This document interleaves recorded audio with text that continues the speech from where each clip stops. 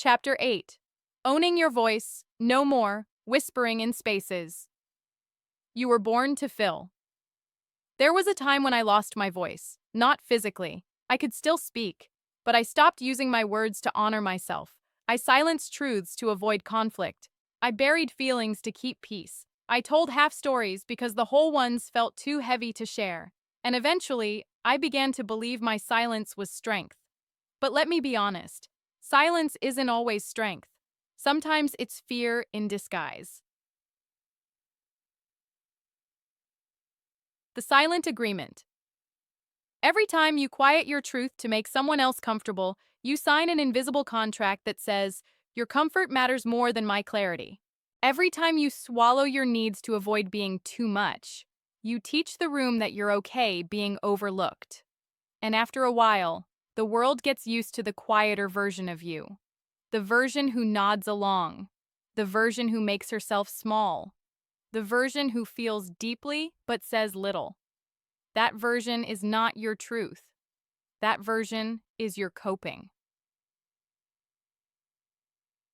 Where did your voice go? Sometimes your voice disappears because it was never celebrated.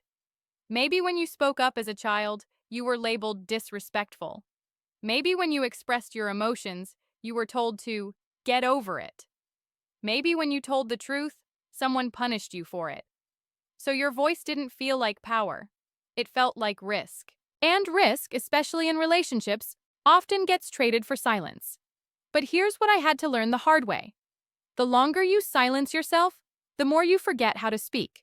And when you forget how to speak, you forget how to live.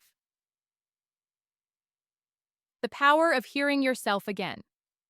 There's a moment that every woman reaches in her healing where she decides, I will not keep choking on my truth just to keep the peace.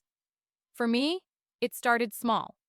It was the first time I said, I'm not okay with that. The first time I said, no, I don't want to go. The first time I spoke my story out loud and didn't flinch at the sound of it. The first time I cried in front of someone and didn't apologize for the tears. And slowly, my voice returned. Not just in sound, but in strength. Owning your voice isn't about volume, it's about alignment. Owning your voice doesn't mean yelling, it means standing in your truth, even if your voice shakes.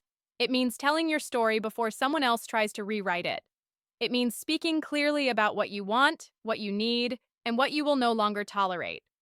Your voice isn't a weapon. It's not something to be hidden or muted. It's a tool for connection, for clarity, for healing. But most of all, it's yours. How to begin reclaiming it. 1. Speak your needs without apology. Needing something doesn't make you needy. It makes you human. 2. Tell the truth, even if it changes the relationship. If your truth breaks the connection wasn't honest to begin with. 3. Write what you're afraid to say. Sometimes putting it on paper gives you the courage to say it out loud. 4. Stop explaining your boundaries. No doesn't need a TED Talk. 5. Celebrate the moments you use your voice. Whether it's in a conversation, a journal, or a prayer, affirm it. You were not born to whisper. You were not born to be background noise in your own life. You were born to speak with clarity, compassion, and confidence.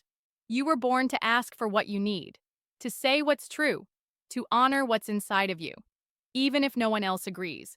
Owning your voice doesn't mean everyone will listen. It just means you're no longer silencing yourself to be accepted. And that's the kind of freedom that shifts everything. Your freedom statement.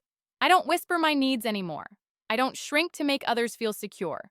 I don't water down truth to keep the peace. I speak, I share, I show up. Because my voice is not a burden. It's a blessing. And I will no longer let the world decide if it's welcome.